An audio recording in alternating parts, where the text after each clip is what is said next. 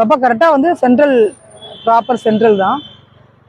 வார வாரம் வந்துட்டு கோவிலுக்கு வர்றது வழக்கம். முருகன் கோவிலுக்கு இங்கே இருக்கக்கூடிய கந்தகோட்டம் முருகன் கோவில். ஸோ வாரத்தில் எப்போ நேரம் கிடைக்குதோ அப்பெல்லாம் கம்பல்சரி வந்துடுவோம் நானும் பாப்பாவும். அதே மாதிரி இன்னைக்கு நேரம் கிடைச்சதுனால இன்னைக்கு வந்துட்டோம். இந்த கோவில் அப்படின்றது வந்துட்டு எனக்கு விடாரண்யம் அப்படின்ற ஒரு அப்பா, அவங்க மித்ரா டைம்ஸ் ஒரு பத்திரிகையில ஆசிரியராக இருந்தாங்க. நான் அப்போ ரிப்போர்ட்டராக அங்கே ஒர்க் பண்ணிட்டு இருந்தேன். அந்த நேரத்தில் வந்து கிட்டத்தட்ட நான் சொல்றது 10 வருடங்களுக்கு முன்னாடி இருக்கும்னு நினைக்கிறேன். அப்போ வந்து அவங்க சொன்னாங்க, ஏமா ரொம்ப கஷ்டப்பட்டுட்டு இருக்க, ஏமா இப்படி இருக்க வாழ்க்கையில, நான் சொல்றேன், நீ முருகன் கோயில் போயிட்டு வா, உனக்கு எல்லாமே சரியாகும், நீ நல்லா வருவேன் அப்படின்னாங்க. ஸோ அவங்க சொன்னாங்க அப்படின்ற ஒரு காரணத்தினால 8-9 வருடங்களுக்கு முன்னாடி இந்த கந்தகோட்டம் முருகன் கோவிலுக்கு நான் வந்தேன். தொடர்ச்சியாக வார வாரம் இது வரைக்கும் நான் வந்துட்டு தான் இருக்கிறேன். ஸோ அந்த அப்பாவுடைய வாக்கோ இல்லை முருகனுடைய ஆசீர்வாதமோ இன்னைக்கு உண்மையிலே நான் நல்லா தான் இருக்கேன். எனக்கு எந்த ஒரு குறையும் இல்லை. முன்னாடி இருந்த நிலை அப்படின்றது எனக்கு மாறி இருக்குது.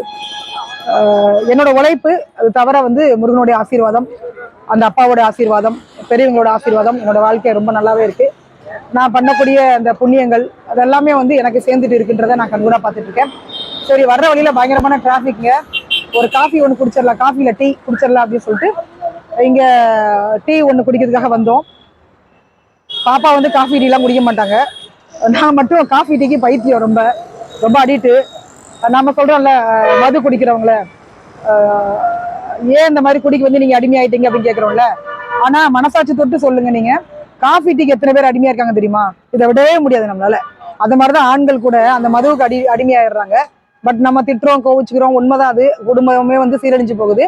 பட் அதே மாதிரி தான் காஃபி டீயும் வந்து உடம்பு கேடுதான். இருந்தாலும் நம்மளால விட முடியல. உங்களுக்கு நேரம் கிடைச்சது அப்படின்னா வாங்க காஃபி சாப்பிடலாம்.